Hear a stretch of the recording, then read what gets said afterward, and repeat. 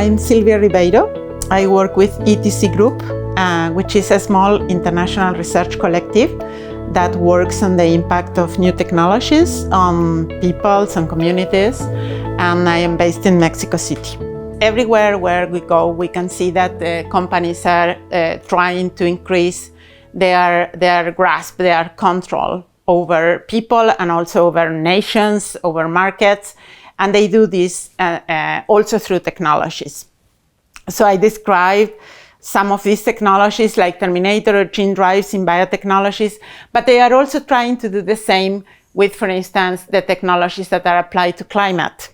We all know that there is a very dire climate crisis, and the climate crisis is caused, among other things, because of the industrial food system, which is the single most largest contributor to the climate crisis. But also, of course, the whole economy is industrial economy based on fossil fuels. In this climate crisis, what we need is to go to the causes, and the causes is this industrial system, the food industrial system, and the industrial systems based on fossil fuels and other related economies. And what happened with that is that companies, instead of going to the causes, they go instead to try to influence, again, norms that can favor their profits. And they can do it, for instance, with this new concept that they use now in climate, which is called net zero.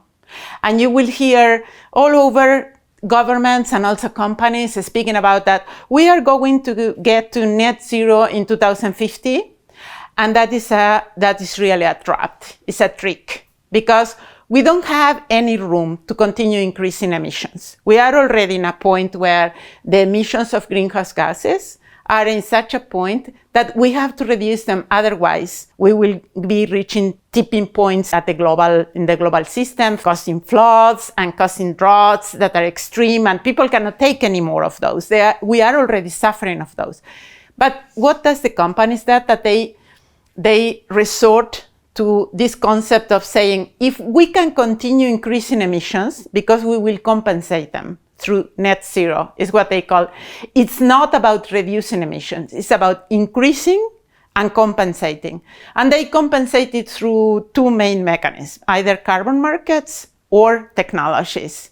And technologies are particularly geoengineering, which is a way of manipulating the climate. So through carbon markets, they don't do anything in reality. In the reality, they only make more money by saying that they will compensate, for instance, by appropriating a forest that was already there, or by plantations that have a lot of other problems, or, as they are doing now, saying that they will use agricultural soils to sequester carbon, or even use water, sea bodies like oceans and seas as carbon sequestration. And to do that, they need technologies, because there is no way they can measure in a forest, in soils, or even in the oceans how much carbon has been absorbed. In reality, they cannot really do this, so they need to go to technologies that can measure this. And these are particularly digital technologies, which really cannot measure, but they at least gives the illusion that they are measuring how much carbon has been retained, for instance, in soils. The reason why they cannot measure that is because all these are living systems, and living systems are very dynamic. They are absorbing carbon, but they are also expelling carbon. And what they want us to see is that through technologies, like for instance, digital technologies, they can take a picture in a certain moment without and get us to believe that this will be permanent, which is not going to be permanent, and they cannot demonstrate it.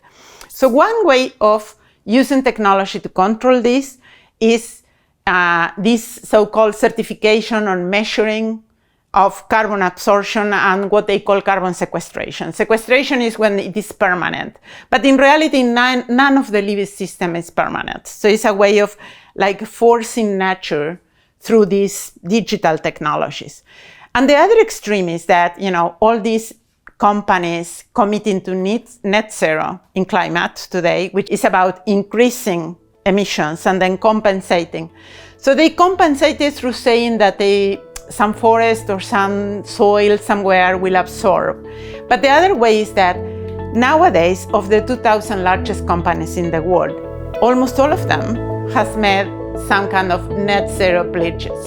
And there is not enough nature or soil or land in the world.